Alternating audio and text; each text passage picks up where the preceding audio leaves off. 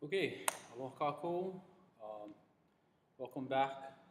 Uh, we are on chapter 4 this week, which to me is a pretty exciting chapter. It really gets to the core of politics, you might say.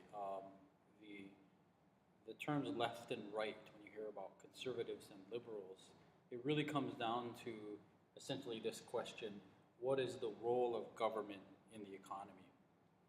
To put it very simply, at its essence, the, the left, which is the liberals, believe that it's a good idea for the government to redistribute wealth. That is, basically means taxing the rich and creating programs for the less wealthy, the poor, you might say. Whereas the right, the conservative side of the spectrum, the political spectrum, is saying that that's wrong, that it's okay to have large concentrations of wealth and a lot of inequality, that rewards incentive and work ethic and motivation. So this question of the role of government in the economy is central to the question of politics today. It's also central to the notion of two economic systems, which are often compared and contrasted. Often they're falsely contrasted. Often people say they believe in democracy rather than communism. And I may have said this in a previous video, but that's what they call a false dichotomy. That's like comparing apples and onions. They're not. One is an economic system and one is a political system. If you're comparing economic systems, you're talking about socialism and capitalism, or communism versus capitalism, not communism versus democracy. I may have said that before again, but socialism is a pretty hot topic as I am giving this talk right now today. Today is the day after the Iowa caucus for the two parties, the first of the state elections within each party to determine the presidential, who's going to be a candidate for each party. One of the candidates on the Democratic side describes himself as a democratic socialist. So this term socialism is, it has a lot of currency right now as I'm speaking. There was a quote by Bernie Sanders, the Democratic Socialist candidate running as a Democrat, who said that the idea that people think that social democracy is communism shows the problem in our education system.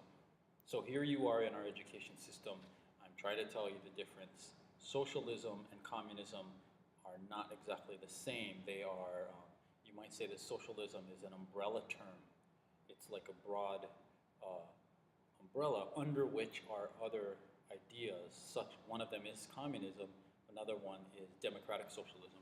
If you think of the governments of places like Denmark, Sweden, Norway, the Scandinavian countries, or the Netherlands, these are socialist, democratic socialist systems where the government charges high taxes but kind of takes care of people. So that's the socialism side. Government provides social goods, food, healthcare, housing. There's in an extreme form of socialism, such as communism, the private sector is minimal or non-existent. So at the end, I kind of make the point that most governments are somewhere on a spectrum between socialist, capitalist, and very few governments are purely one or the other. Capitalism, on the other hand, the private sector is the entity that provides most social goods. Your food that you ate for breakfast was produced by a private entity, by a company probably, not the government. socialist side, the government might own the farm that produces the food. The government owns the house you live in, and so on. On this side, everything's in the private sector, and there are just a few things in the public sector, mainly military, police, and an apparatus to protect private property. In the pure capitalist sense, these are really the only things government should do. So as you can see, the United States is not a purely capitalist society. We have health care for senior citizens, health care, that's Medicare. There's health care for people on public assistance, that's Medicaid. And there's food stamps, which are recently cut, but they still exist. There are a lot of these programs which could be called socialist, and I'll get back to that point in a minute. So if you talk about conservative versus liberal, and I mentioned this a little bit earlier, the conservatives, which is considered the right wing, they believe in small government, keeping government to its those purposes I mentioned earlier. Wealth should be mainly in private hands, so they're against high tax, they're against even moderate tax often. Except for one point, they're often in favor of quite high military spending. So it's a little discrepancy in the idea. They believe that all these social programs,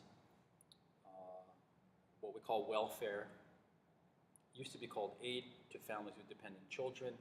They reformed it under Bill Clinton to temporary aid for needy families.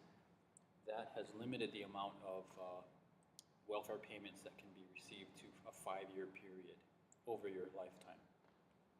And then food stamps, which were recently cut, in fact, more recently than when I made this PowerPoint. On the liberal side, a relatively large government is seen to be a way to meet the needs of citizens, that government is for people and their needs, whereas this side is more of a everyone for themselves. They believe in lower military spending. They tend to be less militaristic, but that's only, they tend to be, they aren't always. They often want to maintain or even increase welfare spending. Often they say Social Security welfare payments are not enough, that there needs to be an increase. So they'd be arguing to restore the food stamps payments that were cut recently.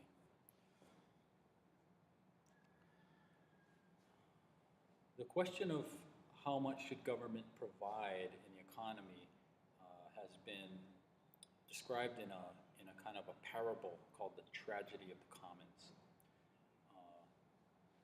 The commons are any area that isn't regulated by government. The ocean is a prime example. But it could be something like wilderness areas that are not really well regulated.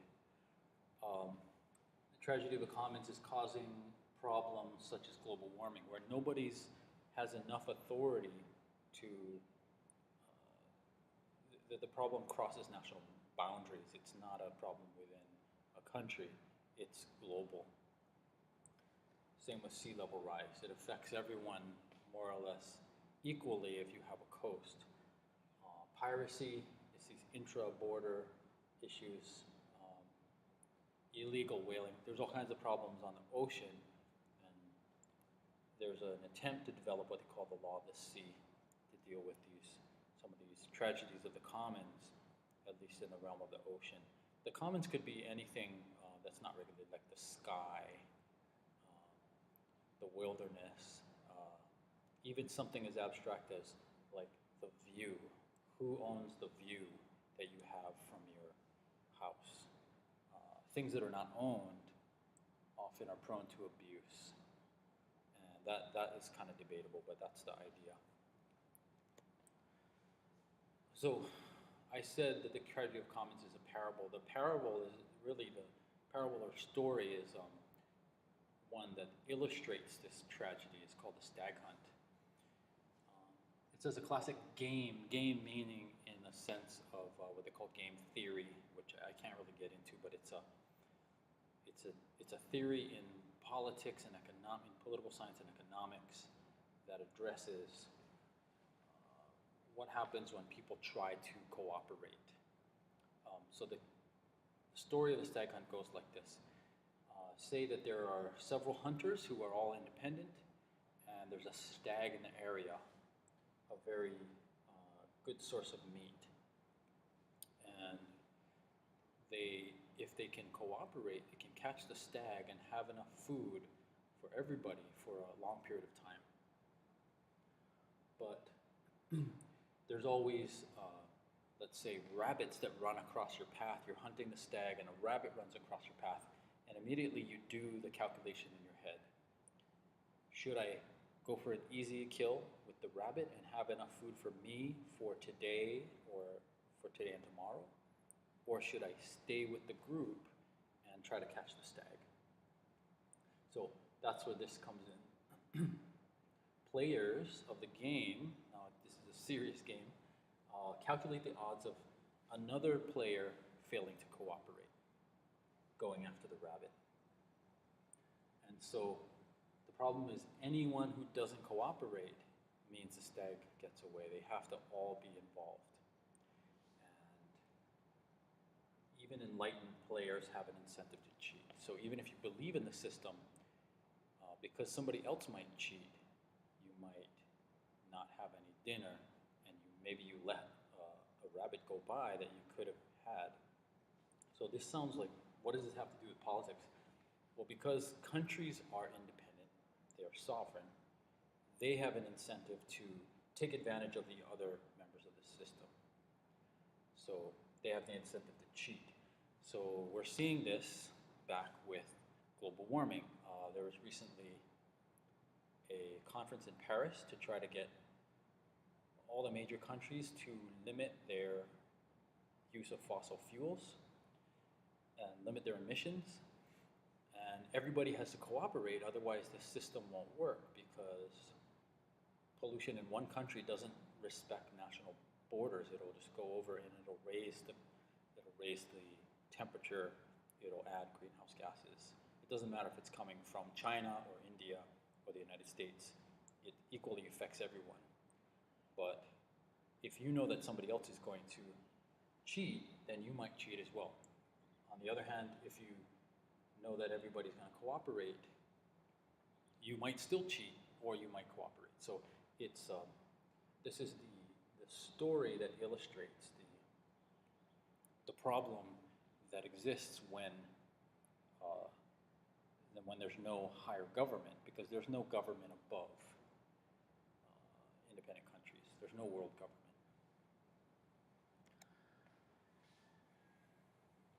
So the system that we have now kind of evolved out of the medieval period, the Middle Ages, and the system of feudalism.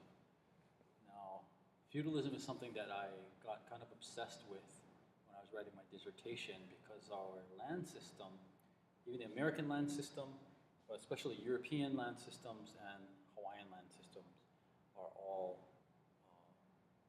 they trace back to feudalism, or in the Hawaiian case, there are some similarities there, in the sense that it's a layered system where the king grants land to the next, each layer grants land to the layer below it. So it's a layered land system. Feudalism was a system in which there were these layers, and so each layer had a certain number of rights in land. And this may have added to the collective, the problem with tragedy of commons, which we call a collective action problem, meaning, is the group going to act collectively to solve the problem? Or are they going to split up and do all their own interests?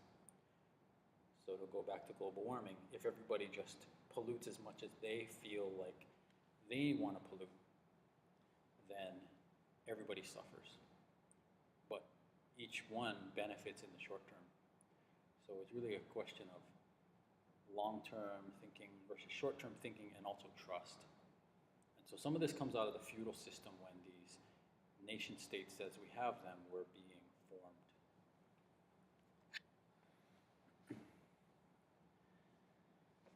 To get back to economics,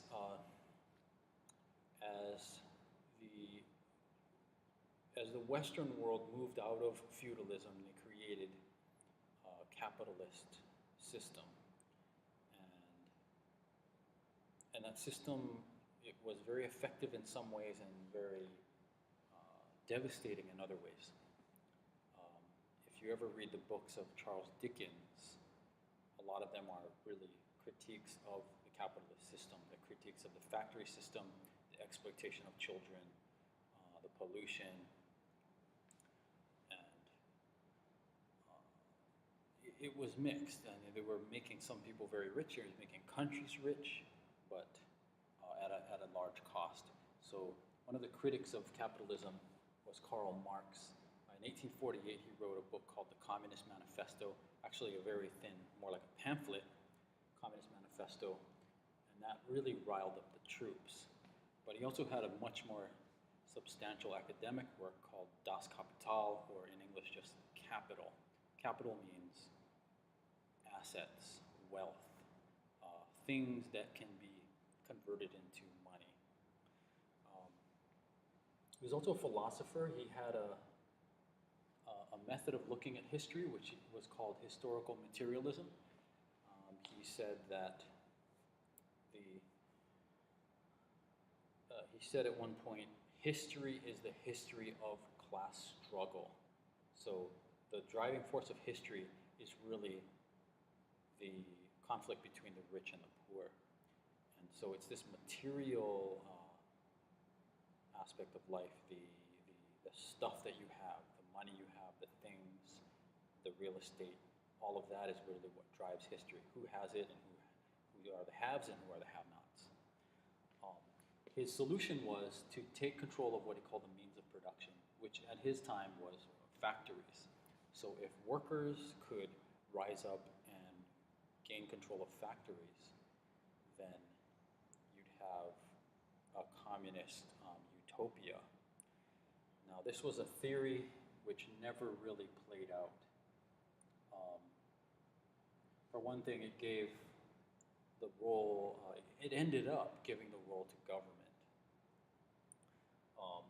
And so what that meant was, in practice, as these ideas were put into practice in Soviet Union, Russia, later China, Cuba, North Korea, and most of Eastern Europe, places like Poland and Yugoslavia, they ended up creating a system where whoever was in charge of the government had total power, and there were really no exceptions to this. In fact, there was case after case of one leader ruling for about 30 years. In Russia, you had Joseph Stalin. In China, you had Mao Zedong. In Yugoslavia, you had Tito, Marshal Tito. In Cuba, you had Fidel Castro, still alive. In North Korea, you had Kim Il-sung, and then his son, and now his grandson, Kim Jong-un. And you had this pattern that was very different from what Marx had originally had in mind.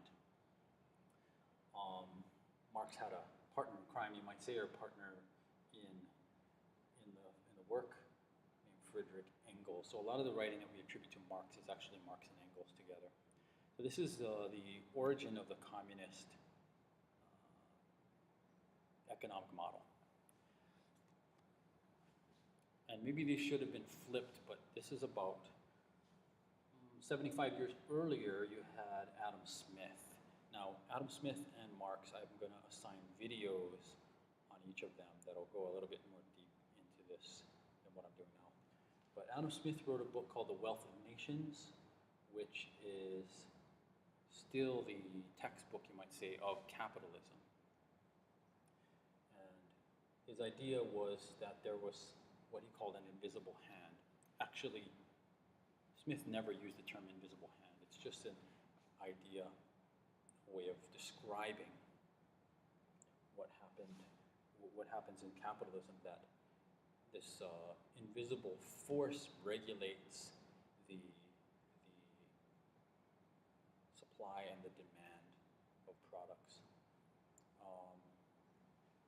Basically, his idea was, if you have a free market and division of labor, then everybody does what they do best, and you're much more productive.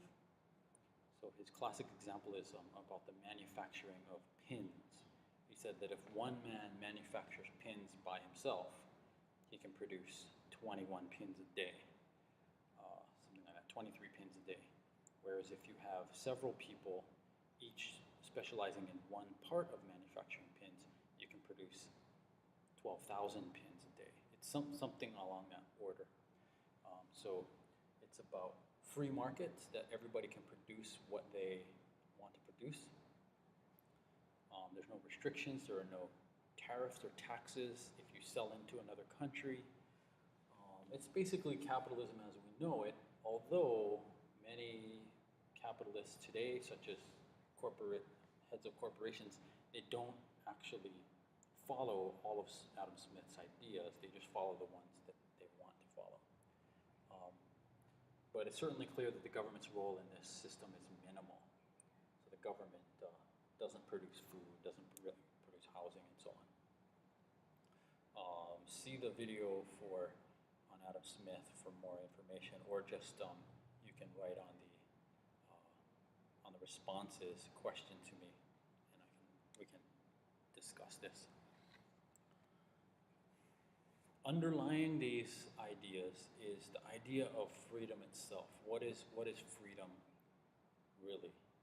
And the most celebrated philosopher of freedom is John Stuart Mill. And Mill's idea is that freedom is the ability to do anything that you want without harming the rights of others. So, and then they even ask the question, what about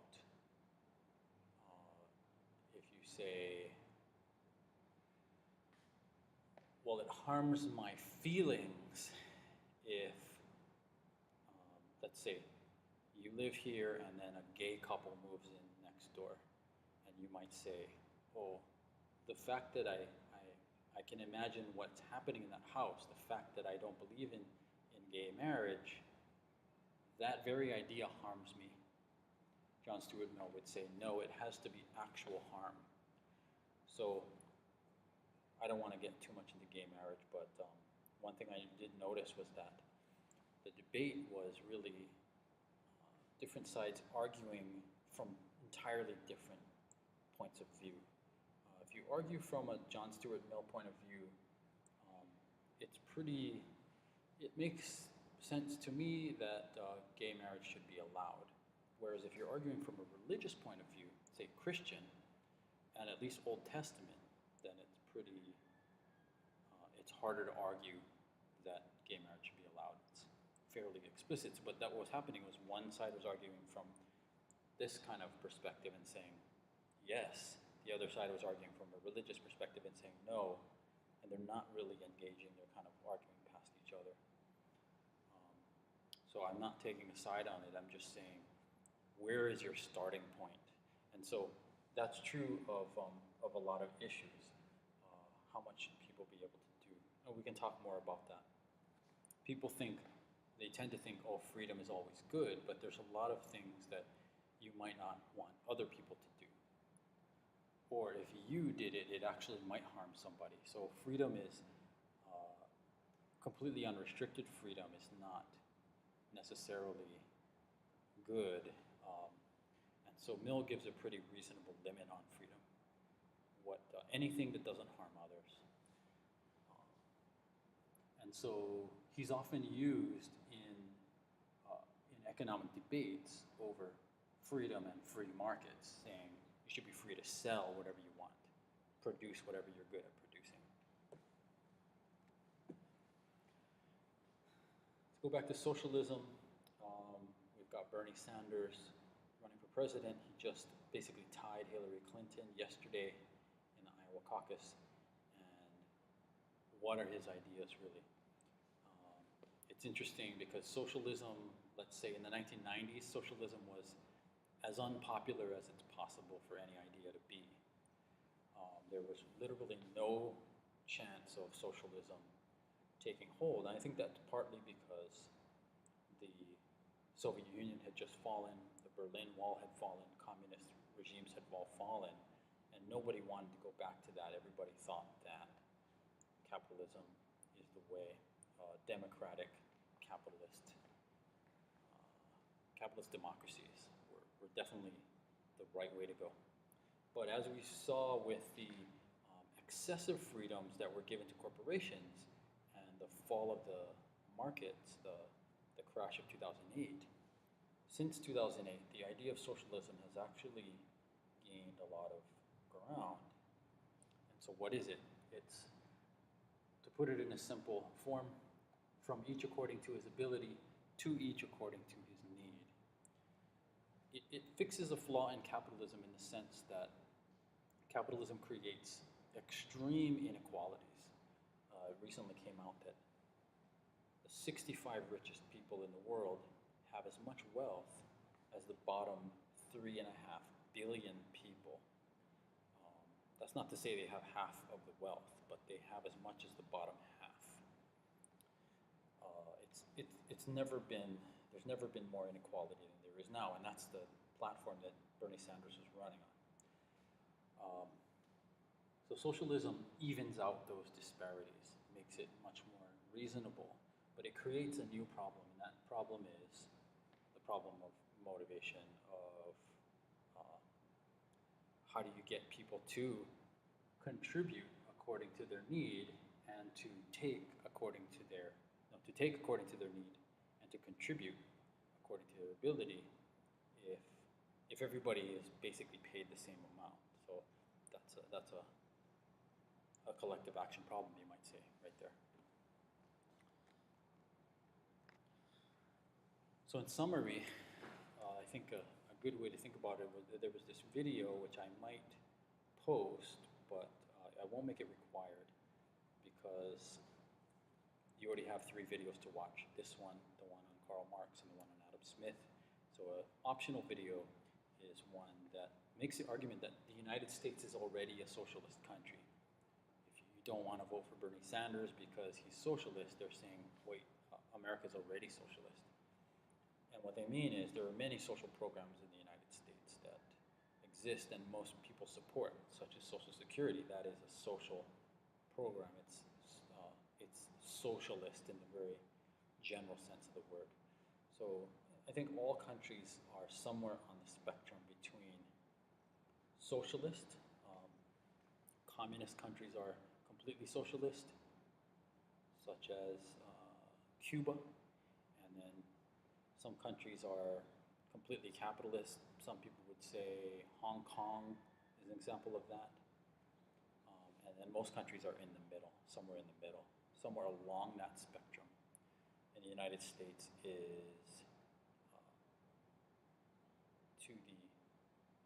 from the center, they're a little bit closer to the capitalist, but still with some socialist aspects, whereas the Scandinavian countries would be much closer to a communist, but not all the way because they're still capitalist, and there still is some inequality there.